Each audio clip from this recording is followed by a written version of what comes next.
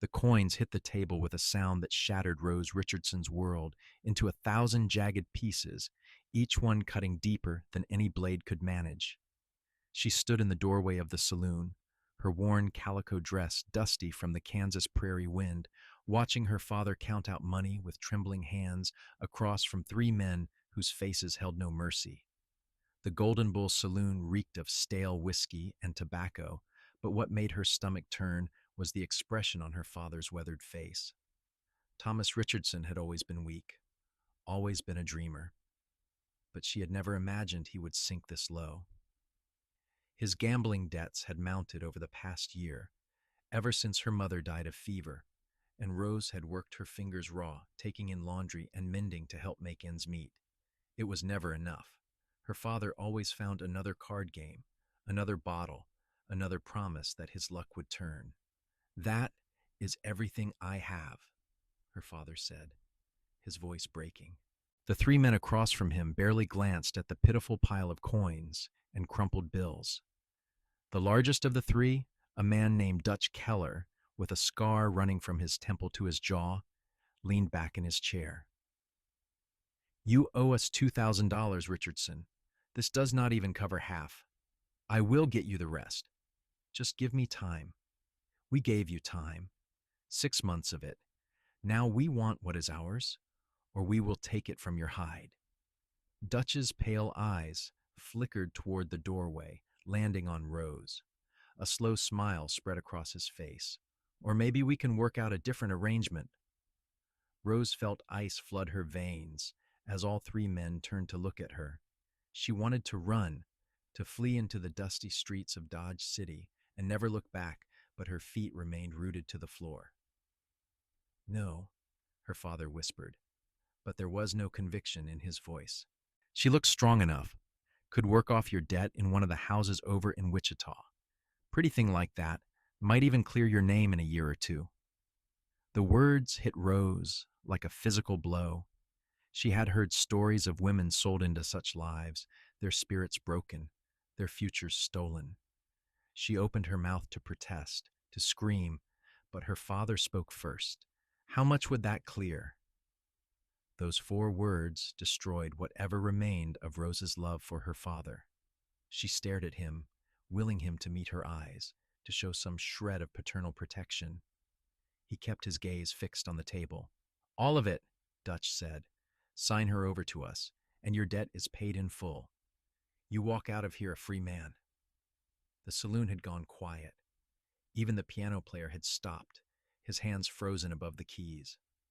Rose became aware of eyes on her from every corner of the room, some pitying, some hungry, none offering help. This was the Wild West in 1882, and a woman without protection was worth only what men decided she was worth. "I will not go," Rose said, her voice steadier than she felt. "You cannot make me." Dutch laughed, a sound like rocks grinding together. "Your father signs the papers, you go. That is how debts work, girl. Be grateful we are even offering this instead of putting a bullet in his head and taking you anyway." "There has to be another way," Rose pleaded, finally moving from the doorway to approach the table. "I can work. I can pay it back over time." "You do not have time," Dutch said, "and we are not running a charity. $2,000. A new voice cut through the tension, deep and calm. Rose turned to see a man standing near the bar, tall and broad-shouldered, with dark hair and eyes the color of storm clouds. He wore dusty trail clothes and a gun belt that looked well used but not flashy. She had not noticed him before, but now he commanded the entire room's attention. He stepped forward, pulling a leather pouch from his coat. "That is what he owes, correct?" Dutch's eyes narrowed. "Who are you?" "Austin Owens. I have a ranch about 10 miles north of here." He opened the pouch and began counting out gold coins with the same casual ease most men might count pennies. $2,000. I am buying his debt." Rose's heart lurched. This was not salvation. This was simply a different cage, a different master. She had heard of Austin Owens, though she had never seen him before. He ran cattle and horses, kept to himself mostly, but he had a reputation for being fair and honest. That did not mean she wanted to be owned by him. Now wait just a minute, Dutch started, but Austin continued placing coins on the table, each metallic clink silencing further protest. That makes 2,000. I believe we are done here. Austin's hand rested casually near his gun, not threatening, but the message was clear. Dutch looked between the coins and Austin's face, calculating. Whatever he saw there made him nod slowly. He reached out and raked the coins toward himself, dividing them with his companions. Debt is transferred to you. She is your problem now. No, Rose said, her voice rising. I am not property. I am not something to be bought and sold like a horse or a piece of land. Austin turned to look at her for the first time, really look at her, and his expression was unreadable. I know that, which is why, once we step outside, you have a choice to make. What kind of choice? She did not trust this, did not trust any man who would throw around that kind of money so casually. Come with me to my ranch, work as my housekeeper, and pay off your father's debt through honest labor, or I will give you enough money to take the stage wherever you want to go, and you will never see me or this town again. He said it simply, as though offering her coffee or tea. The saloon erupted in murmurs. Her father finally looked up, confusion and relief warring on his face. Rose, do not speak to me. She cut him off with a fury that surprised even herself. Do not ever speak to me again. She turned back to Austin Owens, searching his face for the catch, the trap, the hidden cruelty. She found none of those things, only a patient waiting. Why would you do this? You do not know me. No, I do not, but I know what it is like to be powerless, to have your life decided by others. He glanced at her father with barely concealed disgust. And I know this is not how things should be. Dutch stood, pocketing his coins. You are a fool, Owens, a pretty face, and you throw away a fortune. Then I am a fool with a clear conscience. Get out of my sight. The three men left, and the saloon slowly returned to life. Piano music started up again. Conversations resumed. Rose stood frozen, her mind racing. Her father reached out to touch her arm, but she jerked away. You sold me, she whispered. You sold your own daughter. I did not have a choice. They would have killed me. Then you should have died. She said it with no emotion, simply stating a fact. Thomas Richardson flinched as though she had struck him. Rose turned away, unable to look at him any longer, and faced Austin Owens. If I go with you, I work as a housekeeper. Nothing else? Nothing else. You will have your own room, your own space. You work, you earn your keep, and when you feel the debt is paid, you are free to go. He paused. Though I should tell you, I do not actually expect you to pay back $2,000 through housekeeping. That would take years. I just wanted to get you away from them. This honesty caught her off guard more than anything else. Then why make the offer of work at all? Because charity often feels like a different kind of cage. I thought you might prefer to have purpose, to feel like you are earning your freedom rather than accepting it as a gift. He tilted his head. Was I wrong? Rose considered this. She had no money, no prospects, and nowhere to go. Her father's betrayal had severed the only tie she had to Dodge City. She could take Austin's offer of stage fare and flee, but to where? To what? Another town where she knew no one, had no references, no protection? Or she could go to his ranch, see if he was truly as honorable as he seemed, and at least have a roof over her head while she figured out her next step. I will come with you, she said finally. But understand this, Mr. Owens. If you are lying to me, if this is some trick, I will find a way to make you regret it. The corner of his mouth lifted in something that was not quite a smile. I would expect nothing less, Miss Richardson. They left the saloon together, Rose not sparing a single glance back at her father. The Kansas sun blazed overhead, and the dusty streets of Dodge City stretched before them. Austin's horse, a massive black gelding, waited at the hitching post. He untied the reins and turned to Rose. "We will stop by your house so you can gather your things. Then it is about an hour ride to the ranch. I do not have much to gather. Some clothes, a few personal items. Take your time. There is no rush." They walked through town, Rose acutely aware of the stares and whispers that followed them.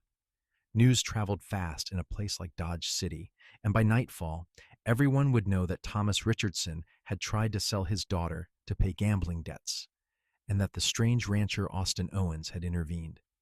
She wondered which part of the story people would find more shocking. The small house she had shared with her father sat at the edge of town, its paint peeling and porch sagging. Rose pushed open the door, which hung slightly crooked on its hinges, and moved through the dim interior with practiced efficiency. She owned exactly one other dress, her mother's wedding ring, a small Bible, a hairbrush, and a photograph of her mother taken 5 years ago in Abilene. She packed these items into a worn carpet bag, her hands steady despite the chaos in her heart. Austin waited outside with the horse, giving her privacy. When she emerged, he took her bag and secured it to his saddle. Then he swung up onto the horse and extended his hand to her. "Have you ridden before?" "A few times, not recently." "Then hold on." He pulled her up behind him with surprising ease. Rose hesitated, then wrapped her arms around his waist, feeling the solid warmth of him through his shirt. The horse started forward at a walk, then transitioned to an easy lope as they left Dodge City behind. The prairie stretched endlessly in all directions, golden grass rippling in the wind like waves on an ocean. The sky was so vast and blue it almost hurt to look at. Rose had lived in Kansas all her 21 years, but she rarely ventured far from town. There was something both terrifying and exhilarating about the openness, the sense that civilization was just a thin veneer over something wild and untamed. "Your ranch," she said, after several minutes of silence.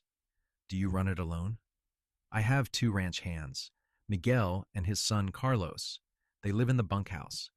There is also a woman named Mary who comes in twice a week to help with laundry and heavy cleaning, but she has her own family to tend to." "So you need a housekeeper." "I need a lot of things. Someone who can cook something besides beans and bacon would be a blessing." Despite everything, Rose felt the tiniest smile tug at her lips. "I can cook. My mother taught me before she died." "How long ago was that?" "A year and a half. Fever took her fast. 1 week she was fine. The next she was gone." Rose tightened her grip as the horse navigated a small ravine. "My father fell apart after that. The gambling was always there, but it got worse. I tried to hold things together, but I could not stop him from destroying himself." "You are not responsible for your father's choices." "I know that, but knowing it and feeling it are 2 different things." She paused. "Why did you really help me back there?" "The truth, not some noble-sounding answer." Austin was quiet for a moment, guiding the horse around a cluster of prairie dog holes. "My mother was sold to pay my father's debts when I was 7 years old. She worked in a brothel in St. Louis until she died 6 years later. I never saw her again after that day." His voice remained steady, but Rose heard the pain beneath it. "When I heard what your father was trying to do, I saw her face. I could not walk away." Rose absorbed this, her anger at her own father mixing with sudden compassion for the man in front of her. "I am sorry that happened to you. It was a long time ago. That does not make it hurt less." "No," he agreed. "It doesn't." They rode on in companionable silence, the rhythmic motion of the horse almost soothing. Rose watched the landscape change gradually as they traveled north. The grass grew greener, fed by a creek that wound through the land like a silver ribbon. Trees appeared, cottonwoods mostly, their leaves whispering secrets to the wind. Then she saw the ranch buildings in the distance, a sturdy 2-story house with a wide porch, a large barn, several corrals, and smaller outbuildings. "It is beautiful," she said, surprised. "It took me 10 years to build it up to this. When I first came here, there was nothing but grass and sky." Austin's pride was evident in his voice. Every fence post, every board in that barn, I put my sweat into it. They rode into the main yard, and two men emerged from the barn. The older one, silver-haired with weathered brown skin, raised a hand in greeting. "Boss, we were wondering when you would get back. Who is this?" "Miguel, Carlos, this is Miss Rose Richardson. She will be working as a housekeeper starting today." Austin dismounted and helped Rose down. "Miss Richardson, these are the men I mentioned. Miguel has been with me for 8 years, and Carlos for 5. Carlos, who looked to be in his early 20s, smiled warmly. "Welcome, Miss Richardson. It will be nice to have decent food again." "My cooking is not that bad," Austin protested. "Yes, boss, it is," Miguel said with the ease of long friendship. He turned to Rose. "If you need anything, you let us know. We take care of our own here." The simple kindness in his words made Rose's throat tight. "Thank you." Austin grabbed her bag from the saddle and gestured toward the house. "Let me show you around." The interior was clean but sparse, with furniture that was functional rather than decorative. The front room held a stone fireplace, a worn sofa, and a few chairs. The kitchen had a cast iron stove, a large table, and shelves lined with basic supplies. Austin led her upstairs, where 4 bedrooms opened off a central hallway. He pushed open the door to one. "This will be yours. It has a lock on the inside, and I am the only one besides you with a key." He handed her an iron key. "You are safe here, Miss Richardson. I give you my word." The room was simple but comfortable. A bed with a thick quilt, a dresser, a small desk near the window, and a wash basin on a stand. Rose set her carpet bag on the bed and turned to face Austin. "What exactly would you have me do? You said housekeeper, but what does that mean to you?" "Cooking, basic cleaning, mending if you are inclined. Mary will still handle the heavy work like laundry and such. I mostly need someone to keep the place from falling apart during the busy seasons." He leaned against the doorframe. "But that can wait until tomorrow. Today has been difficult for you. Rest, settle in, look around. There is food in the kitchen if you are hungry. What about you? Do you not need to eat?" "I need to check on some things in the barn. I will eat later." He straightened. "Miss Richardson, I meant what I said in town. You are not a prisoner here. If you decide this is not what you want, tell me, and I will take you back to Dodge City, or anywhere else you want to go. You would be out $2,000. Money is just money. It comes and goes." He tipped his head to her and left, his boots heavy on the wooden stairs. Rose stood alone in the room that was now hers, trying to process everything that had happened in the span of a few hours. This morning she had woken in her father's house, worried about debts, but still believing she had a family. Now she was on a stranger's ranch, her father dead to her, her future completely uncertain. She should be terrified. Instead, she felt a strange calm settling over her. Austin Owens had given her something she had not had in a very long time, a choice. She unpacked her few belongings, arranging them carefully. Her mother's ring went on the dresser where she could see it every morning. The photograph went beside it. The Bible went into the top drawer along with her other dress. She changed out of her dusty calico into a simple blue cotton dress, then washed her face and hands in the basin. The water was cool and refreshing. Downstairs, she explored the kitchen more thoroughly. The pantry held flour, sugar, salt, coffee, dried beans, and some cured meat. Not much to work with, but enough for a decent meal. She found potatoes in a bin, onions hanging in a net, and some sad-looking carrots. Her mother had taught her to make something out of nothing, and Rose set to work with a sense of purpose that surprised her. By the time the sun began to set, she had a pot of stew simmering on the stove and fresh biscuits in the oven. The simple act of cooking, of creating something warm and nourishing, soothed her frayed nerves. She set the table for 4, assuming Miguel and Carlos would join them. Austin came in from the barn as she was pulling the biscuits out, the smell of hot bread filling the kitchen. He stopped in the doorway. surprise evident on his face. "You did not have to do this today. I needed to do something with my hands, or I was going to think myself in circles." Rose set the pan on the counter to cool. "I hope you do not mind that I cooked for everyone." "Mind, this is the best thing to happen to this kitchen in years." He called out the door. "Miguel, Carlos, wash up. We are eating well tonight." The four of them sat around the table, and for a few minutes there was only the sound of eating. Then Miguel sighed contentedly. "Miss Richardson, if you cook like this regularly, we will never let you leave. The boss might have to marry you just to keep you here," Carlos added with a grin. Austin shot him a look, but Rose laughed, the sound surprising her. "Let us see if you still feel that way after a week of my cooking." "I will take that bet," Miguel said.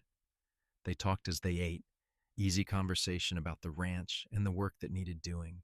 Rose learned that they ran about 200 head of cattle and bred horses on the side. Austin had contracts with the army to supply mounts, which kept things profitable. They had just brought a herd to market in Kansas City, which was why Austin had been in Dodge City with enough money to pay her father's debts. "Do you always carry that much money on you?" Rose asked. "No, I was planning to deposit most of it at the bank. Had not gotten around to it yet." Austin mopped up the last of his stew with a biscuit. "Lucky timing, I suppose." "Or fate," Miguel said. "My mother always said things happen for a reason."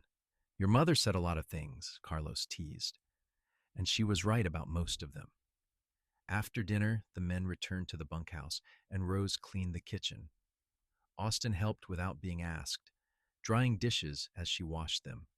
They worked in comfortable silence, and Rose found herself relaxing in his presence. He did not push conversation, did not demand anything from her. He simply existed alongside her, solid and calm. "Thank you," she said as she hung up the dish towel, "for everything today. I know I have not said it properly, but I mean it. You do not owe me thanks.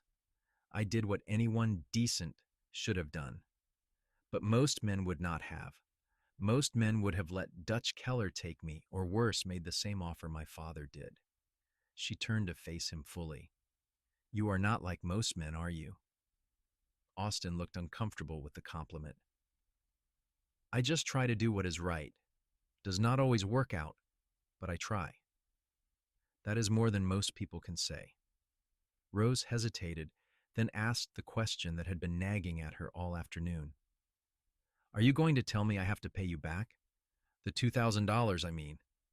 Do you want me to? That is not an answer." "Neither was your question, not really. You were asking if I am going to hold that money over your head, use it to control you." He met her eyes steadily. "The answer is no. That money is gone. I spent it to free you, not to buy you. Whatever you do from here, whether you stay or go, that debt does not exist." Rose felt tears prick her eyes, and she blinked them back furiously. She had not cried when her father tried to sell her, had not cried when she packed up her life and left, but this unexpected kindness threatened to undo her completely. "I do not understand you." "You do not have to understand me. You just have to decide if you can trust me." "Can I?" "That is something only you can answer." Austin moved toward the door. "I am going to check on the horses one more time. Lock your door tonight if it makes you feel safer. Good night, Miss Richardson." "Rose," she said. "You can call me Rose." He smiled, a real smile this time, and it transformed his face. "Good night, Rose. And you can call me Austin, not Mr. Owens. We are not that formal out here." He left, and Rose finished tidying the kitchen. Then she climbed the stairs to her room, locked the door as he had suggested, and sat on the bed. Through the window, she could see the barn and the bunkhouse, lamplight glowing warmly in the windows. Beyond that, the prairie stretched away into darkness, vast and mysterious. Her life had changed completely in the space of a single day. She had lost a father and gained a strange new sort of freedom. She had met a man who confused and intrigued her in equal measure, a man who asked nothing of her but gave her everything she needed. Rose did not know what tomorrow would bring, but for the first time in years, she felt something like hope stirring in her chest. She changed into her nightgown, said her prayers out of habit, and climbed into bed. The mattress was more comfortable than the one she had left behind, the quilt soft and warm. As she drifted off to sleep, her last thought was that Austin Owens had kind eyes, and perhaps, just perhaps, she could build something new here in this wild, open country. The days settled into a rhythm faster than Rose expected. She woke early, cooked breakfast for the men, cleaned the house, and prepared dinner. In between, she mended clothes, organized the pantry, and slowly put her own stamp on the place. Austin was true to his word, never demanding more than honest work, always respectful of her space. Miguel and Carlos treated her like a sister, teasing and protective in equal measure. But it was Austin who occupied more and more of her thoughts as the weeks passed. She learned that he woke before dawn every day, that he preferred his coffee black and strong, that he read books in the evening when the work was done. She discovered that he could gentle the most skittish horse with patience and soft words, that he paid his men fairly and treated them with respect, that he donated money to the church in Dodge City, even though he rarely attended services himself. "He is a good man," Mary told Rose one afternoon as they worked together on laundry. The older woman had been curious but kind when she learned of Rose's presence at the ranch. "My husband says Austin Owens is the most honest rancher in Kansas. Some of the others, they will cheat you soon as look at you. But not him." "Why has he never married?" Rose asked, trying to sound casual. Mary gave her a knowing look. "Not many women want to live way out here. It is lonely, hard work, and Austin, he is particular. Would not settle for someone who did not love the land like he does." She paused. "Besides, after what happened with his mother, I think he has a hard time trusting people." Rose understood that. She had her own trust issues now, courtesy of her father. But Austin was making it easy to believe that not all men were like Thomas Richardson or Dutch Keller. Some men kept their word. Some men saw women as people rather than property. One evening, about a month after Rose's arrival, a storm rolled across the prairie. The sky turned green and angry, and the wind picked up until it screamed around the corners of the house. Austin came in from securing the animals, his hair wild and eyes bright with adrenaline. "That is going to be a big one. Make sure all the windows are latched." Rose hurried through the house, checking each window. Rain began to hammer against the roof, and lightning split the sky with brilliant white cracks.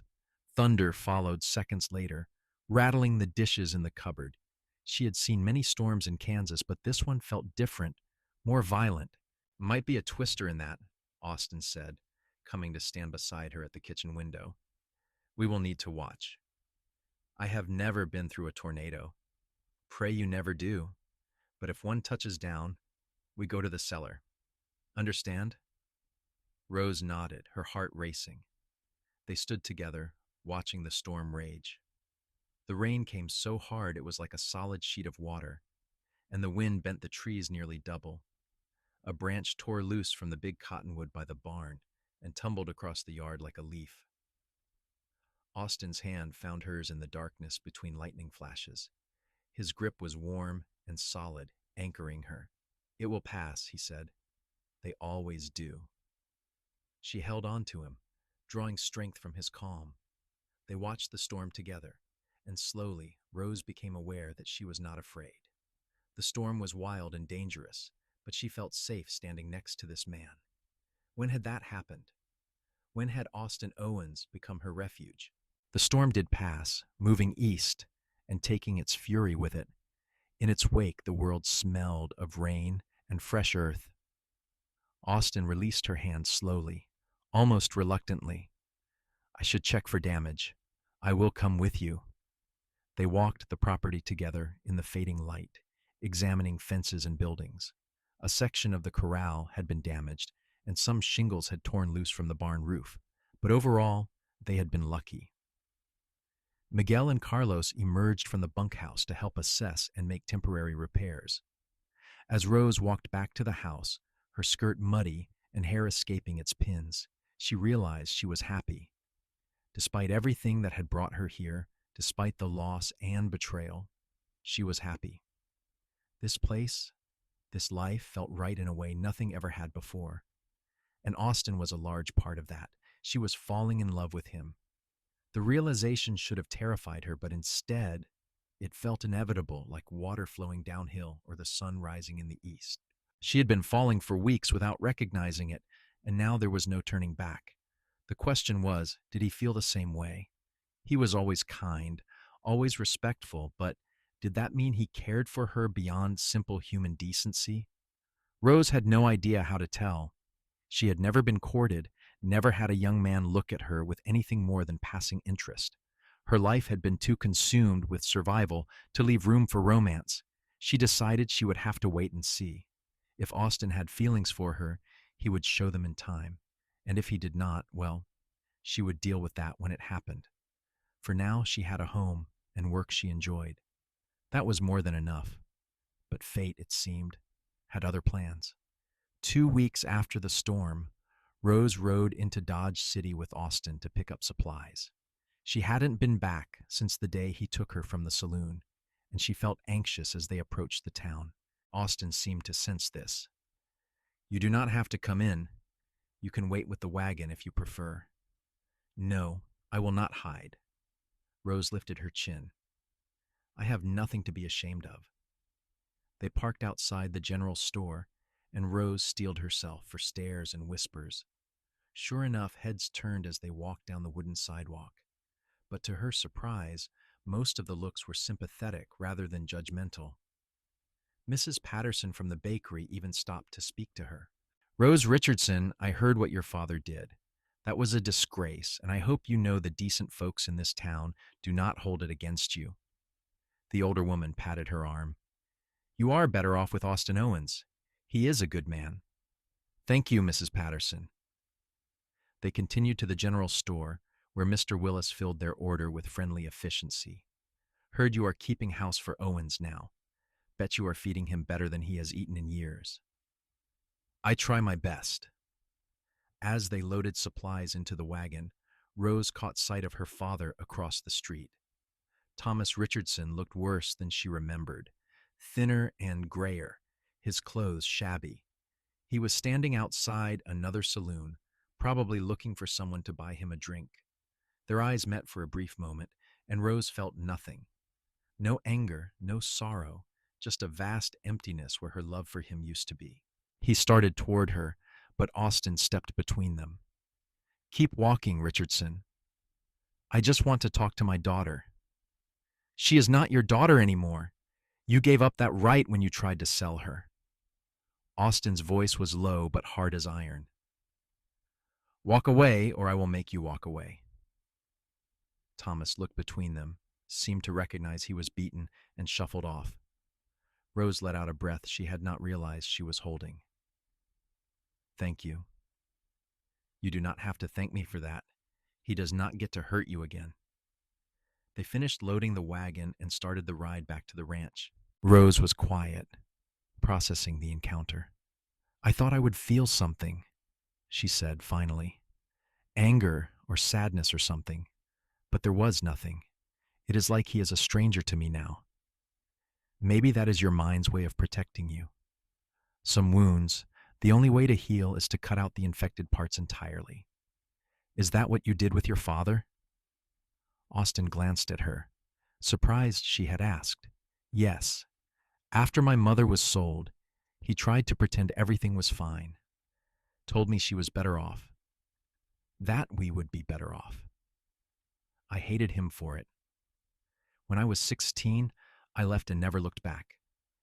Do you know what happened to him? He died about 5 years ago. Pneumonia. I got a letter from a lawyer. Did not go to the funeral." He paused. "I do not regret it. Some people do not deserve forgiveness." Rose absorbed this, finding comfort in knowing she was not alone in her feelings. Did you ever try to find your mother before she died? I mean, I tried, but by the time I had money and resources, she was already gone.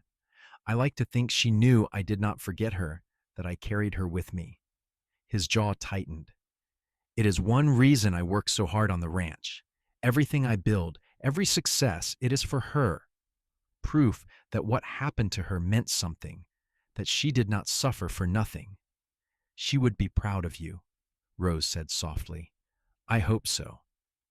They rode in silence for a while, but it was not uncomfortable. Rose felt closer to Austin after this conversation, like they had shared something important.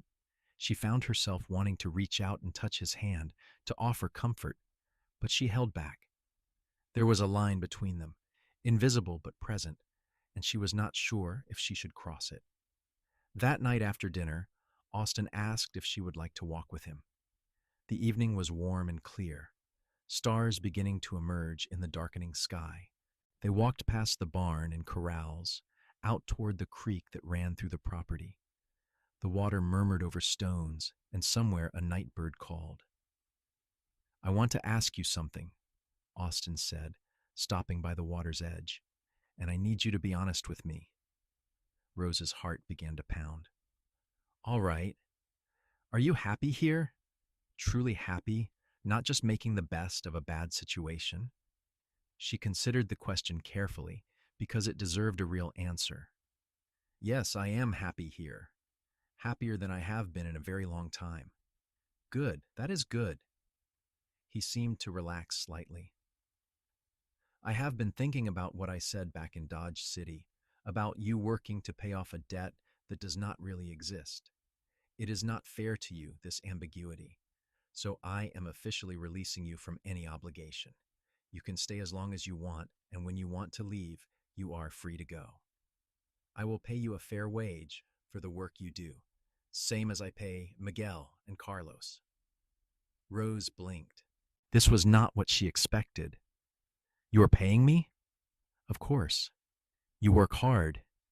You deserve to be compensated. But I have room and board. So do Miguel and Carlos, and they still get wages. You are no different. Austin turned to face her fully. Rose, I need you to understand something. You are not here because of some transaction or debt. You are here because I want you here, because this place is better with you in it. If that makes you uncomfortable, tell me, and we will figure something else out. But I had to be honest with you. Her breath caught. Was he saying what she thought he was saying? Austin, A shout from the direction of the barn cut her off. They both turned to see Carlos running toward them. Boss, we have a problem! Riders coming fast, and they do not look friendly. Austin was moving before Carlos finished speaking, Rose running to keep up. They reached the yard as 6 men on horseback rode in. Even in the fading light, Rose recognized the leader, Dutch Keller. Owens! Dutch called out, his voice sharp. We need to talk. You have nothing to say that I want to hear. Get off my land. Austin's hand hovered near his gun. Seems you cost us a lot of money buying that girl. We have been thinking about it, and we decided you owe us compensation for lost profits. Rose felt ice flood her veins. She should have known this was not over, that men like Dutch Keller did not forget. I owe you nothing, Austin said coldly. I paid Richardson's debt in full. Any agreement you thought you had with him died with that payment. See, that is where we disagree. We had a business arrangement. You interfered. Now you pay the price. Dutch's smile was all teeth, no warmth. $2,000, Owens. Consider it a penalty fee. Or what? Or things get unpleasant for you and your workers. Accidents happen on ranches. Fences fall down. Cattle wander off. Buildings burn. The threat was clear. Miguel and Carlos had emerged from the bunkhouse, both armed. The 6 riders shifted uneasily, realizing this might not be as easy as they thought, but Dutch seemed unconcerned. You have until the end of the week to get us the money. After that, we start causing problems. You cause problems now, and I will report you to the marshal. For what? We have not done anything yet, just having a conversation. Dutch tipped his hat mockingly. Think about it, Owens. 2,000 is a lot cheaper than rebuilding your ranch. They rode off, leaving a heavy silence in their wake. Rose felt sick. This was her fault. If Austin had not helped her, Dutch would have no reason to target him.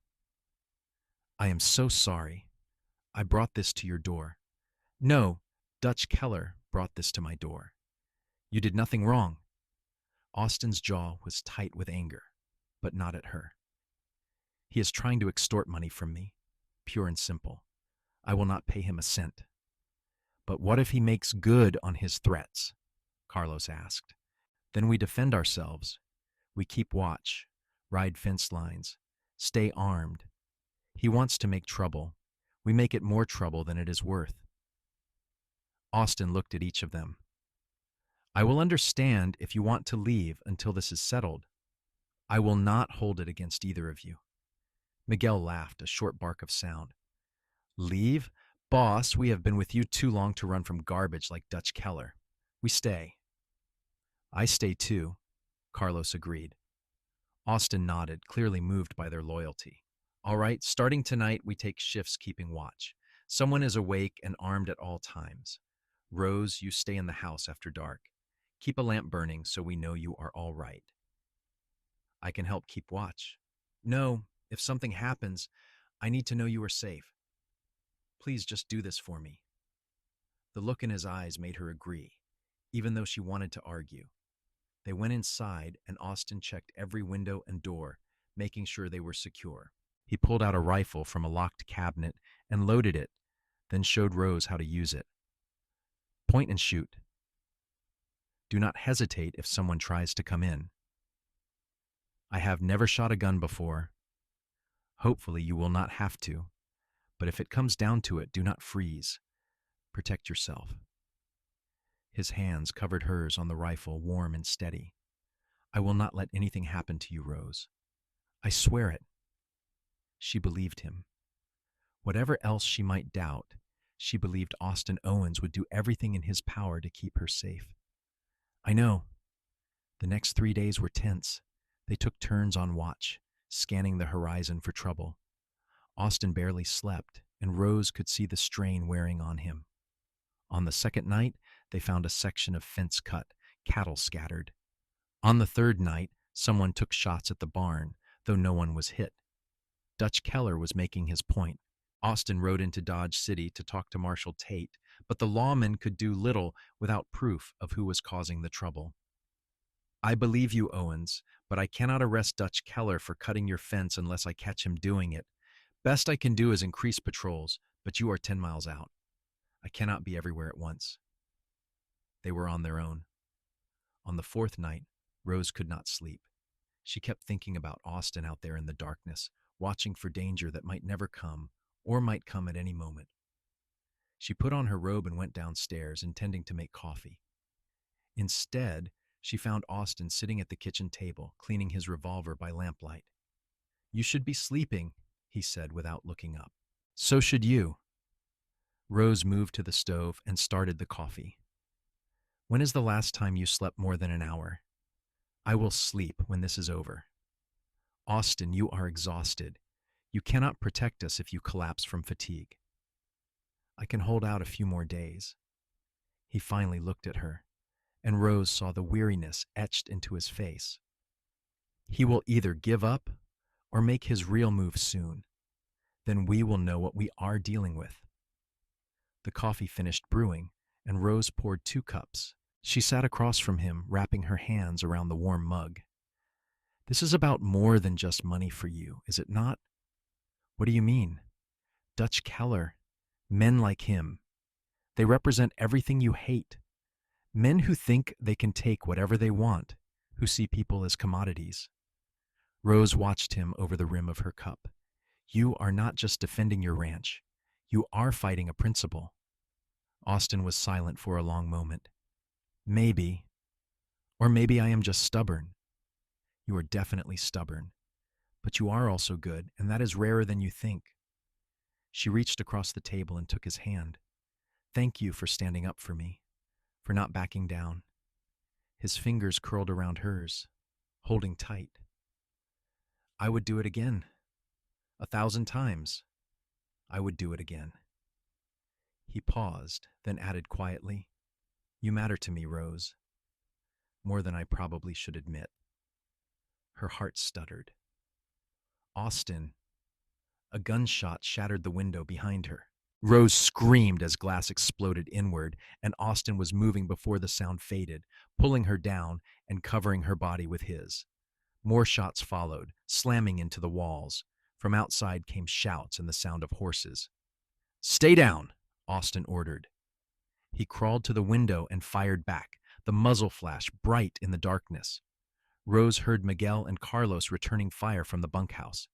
The attack lasted maybe 2 minutes, though it felt like hours. Then the riders retreated, their laughter echoing across the prairie. Austin rose slowly, checking to make sure they were truly gone. Then he turned to Rose, running his hands over her shoulders and arms. "Are you hurt? Did any glass hit you?"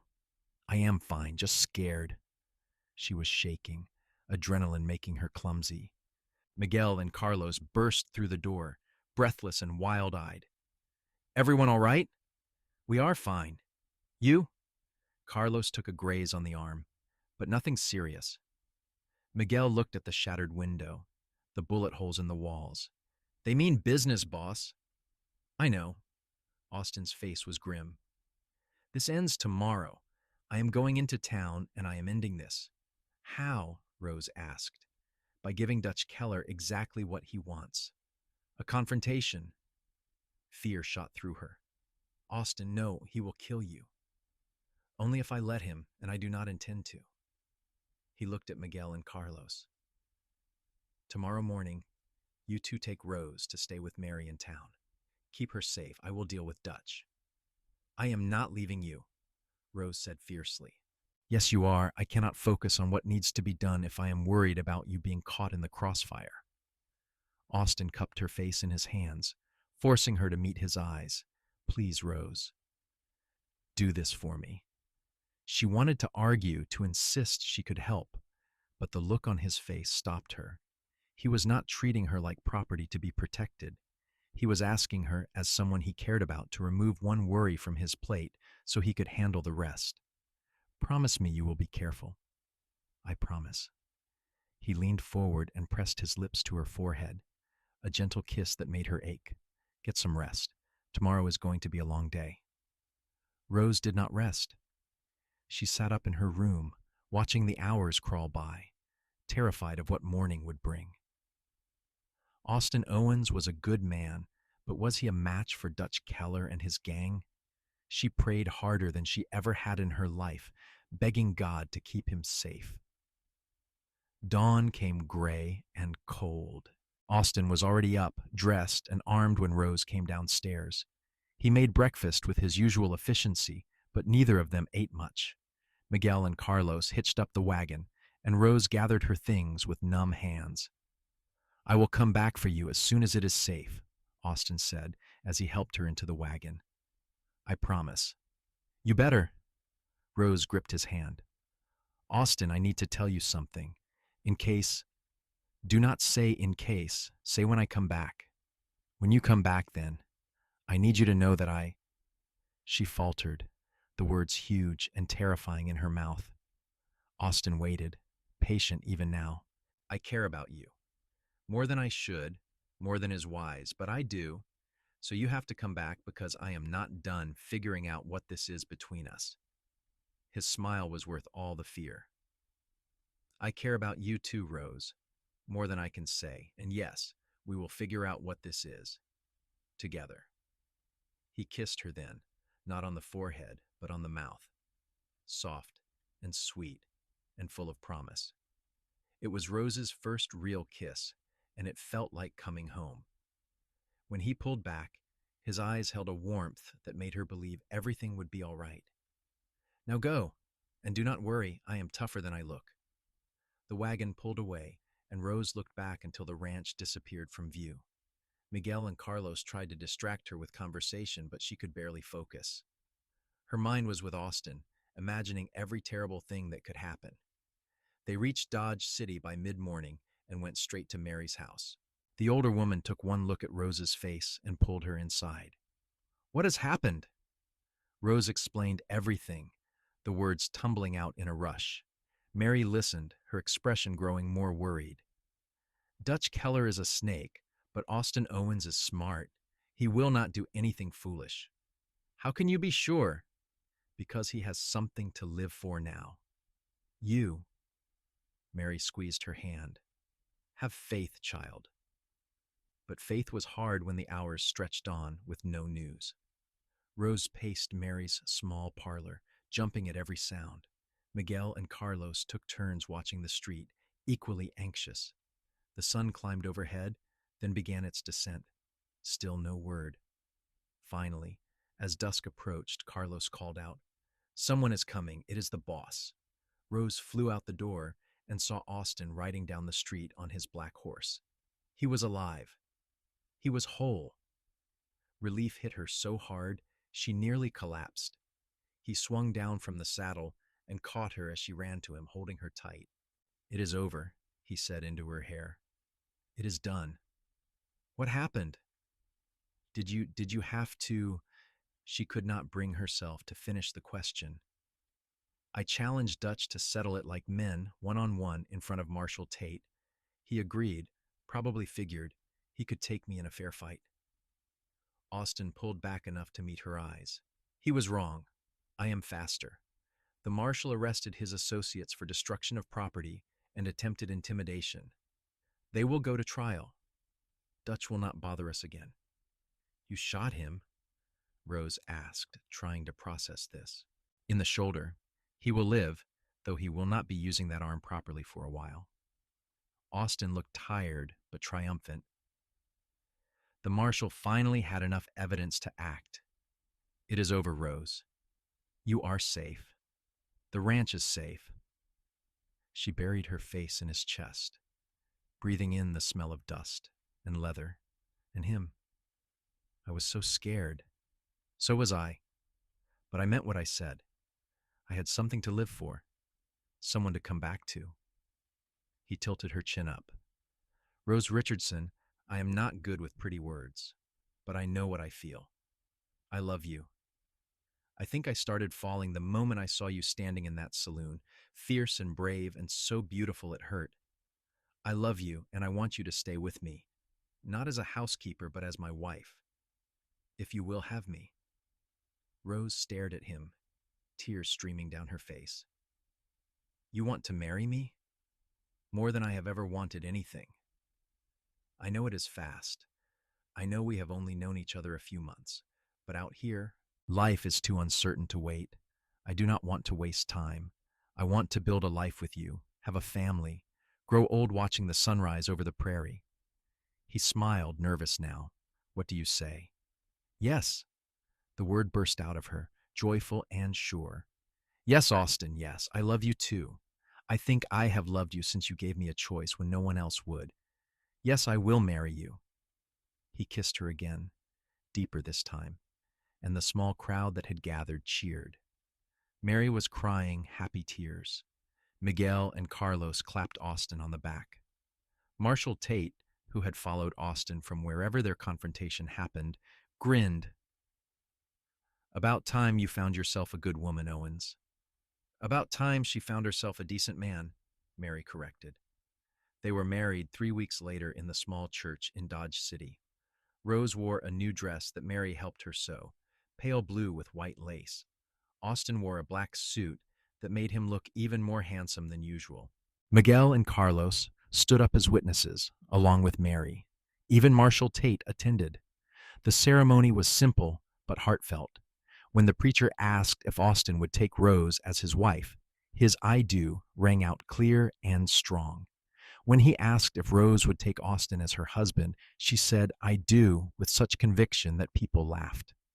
They exchanged simple gold bands, and when the preacher declared them married, Austin kissed her in front of everyone with a passion that made her blush. The reception was held at the ranch, with neighbors and friends coming from miles around. There was music and dancing, food and laughter. Rose had never been so happy. She danced with her new husband under the stars, his arms strong around her, his eyes full of love. How did I get so lucky? She murmured. I ask myself the same question every day. Austin spun her, then pulled her close again. Thank you for saying yes. Thank you for taking a chance on a stubborn rancher. Thank you for seeing me as more than a debt to be paid.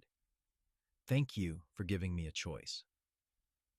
Later, when the guests had gone home and they were alone in the house that was now truly theirs, Austin carried her over the threshold and up the stairs to the room that had been his and was now theirs. He set her down gently, then just looked at her for a long moment. What are you thinking? Rose asked. That I am the luckiest man in Kansas, maybe the whole West. He reached out and carefully began removing the pins from her hair, letting it fall around her shoulders. You are so beautiful, Rose. Inside and out. She reached up and touched his face, tracing the line of his jaw.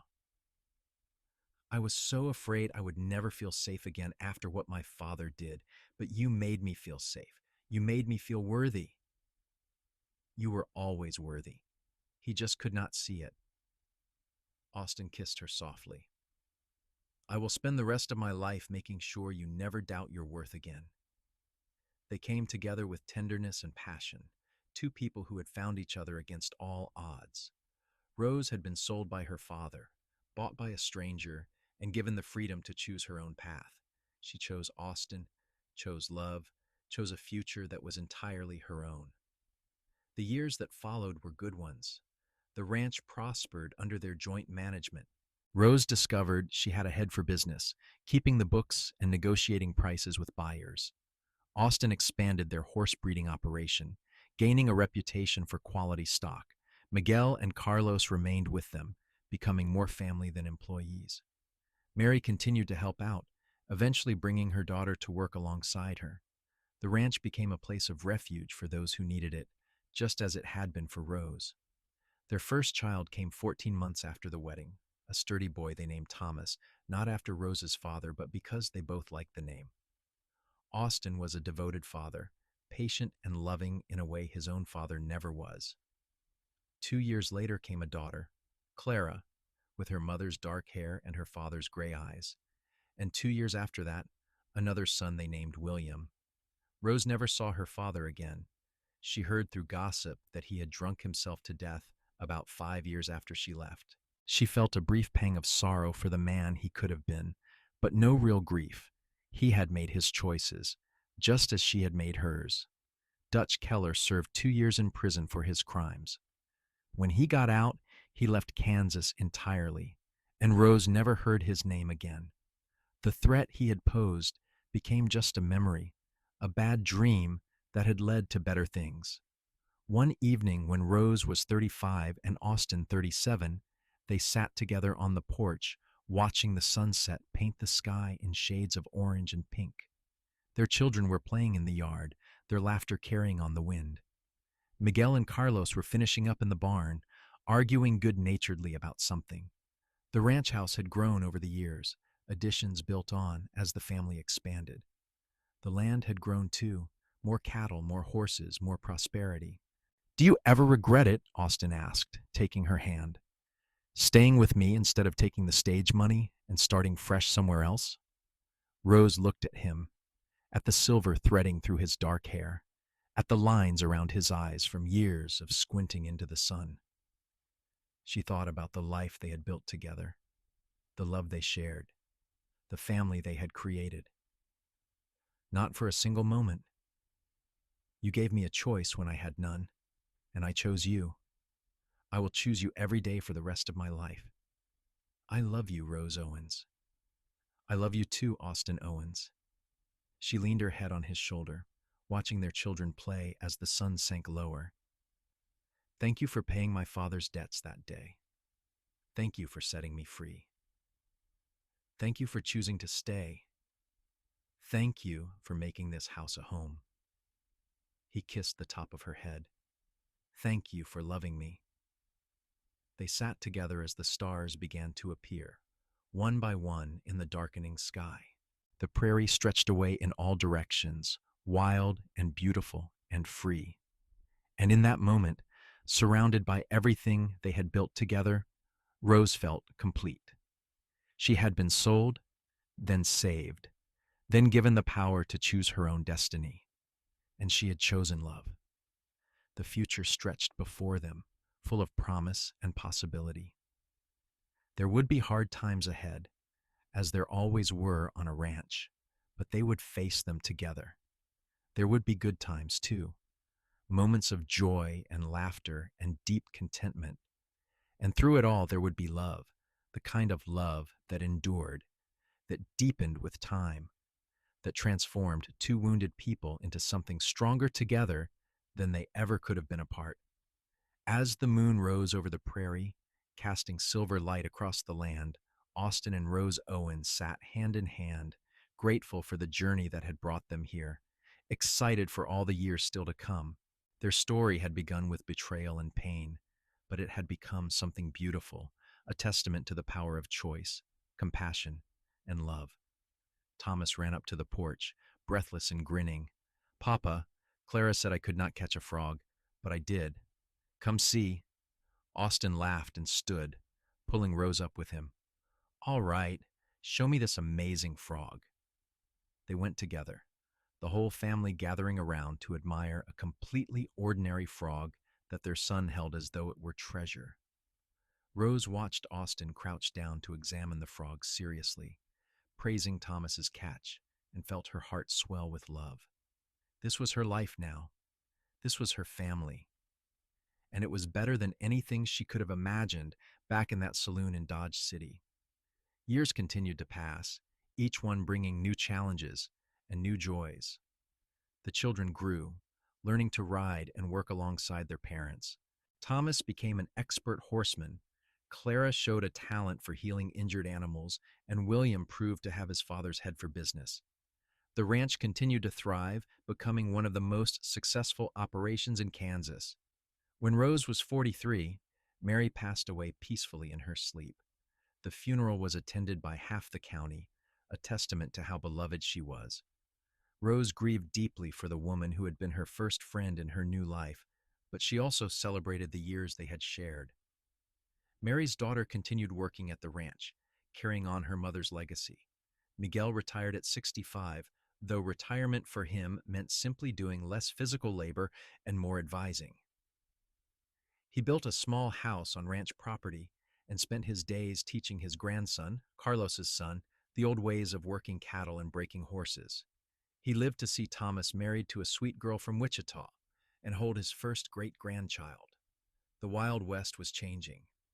The open range was being fenced, railroads crisscrossed the prairie, and towns were growing into cities. But the Owens Ranch remained a constant, a place where hard work and honest dealing still mattered, where family and loyalty were prized above all else. On their 20th wedding anniversary, Austin took Rose back to Dodge City.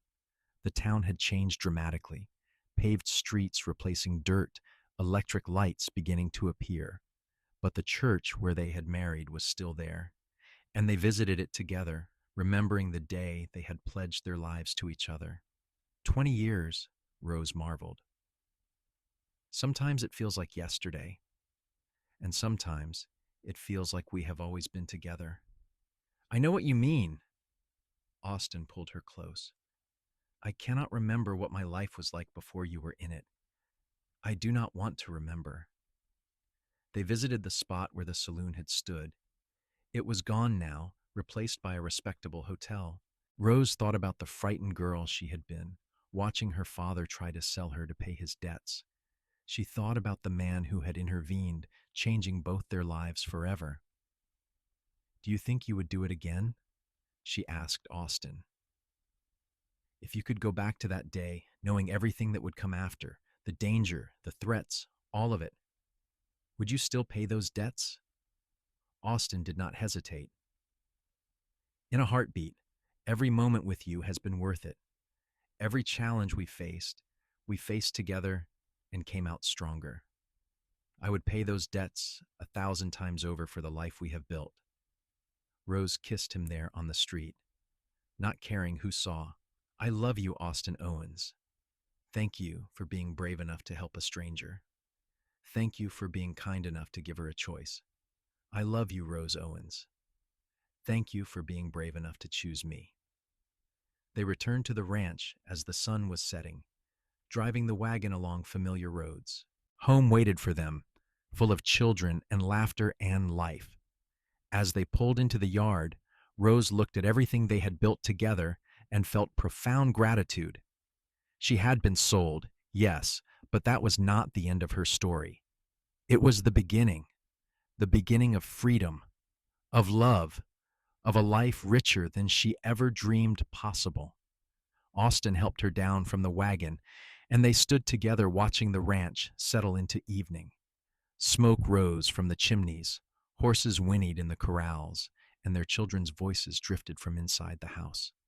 This was their legacy, built on a foundation of compassion and choice. Come on, Austin said, taking her hand. Let us go home. And they did, walking together into the warm light spilling from their house, into the life they had chosen, into the love that had saved them both. Rose Richardson Owens had been sold to clear her father's debts, but a cowboy named Austin had paid them all and given her a choice. And that choice had made all the difference. The story that had begun with betrayal ended with love. The girl who had lost everything found more than she ever knew she needed. And the man who had lost his mother to greed and cruelty found redemption in saving someone else. Together, they built something that would last long after they were gone, a testament to the power of human decency, the importance of choice, and the transformative nature of love. As they grew old together, their children grown and having families of their own, Austin and Rose often sat on that same porch, holding hands and watching the sunset. They talked about the past sometimes, but mostly they enjoyed the present, grateful for every moment they had together. The ranch would pass to their children, who would run it with the same integrity their parents had shown. The Owens name would become synonymous with fairness and quality throughout Kansas. Rose lived to see all three of her children married and happy. She held 7 grandchildren before she passed peacefully at the age of 72, surrounded by family, Austin's hand in hers as it had been for 50 years. Her last words were, "Thank you for giving me a choice." Austin followed her 2 years later, his heart simply giving out one morning as he was watching the sunrise. He was buried beside her on a hill overlooking the ranch, their graves marked with simple stones that read, Austin Owens, loving husband and father, and Rose Owens, beloved wife and mother. But their story lived on in the people they had touched, the lives they had changed, the legacy of compassion they had left behind. The ranch continued to thrive under their children's care, a place where fairness and hard work were still valued, where people in need could find help, where love was the foundation of everything. And sometimes, on quiet evenings when the wind blew across the prairie, carrying with it the smell of grass and earth and endless sky, people swore they could see 2 figures sitting on the porch of the old house, hand in hand, watching the sunset together. Whether it was memory or something more, it did not matter. What mattered was the story, the love that had overcome betrayal, the choice that had changed everything. Rose Richardson had been sold to clear her father's debts. Austin Owens had paid them all and given her a choice. She had chosen love, chosen him, chosen a life of her own making.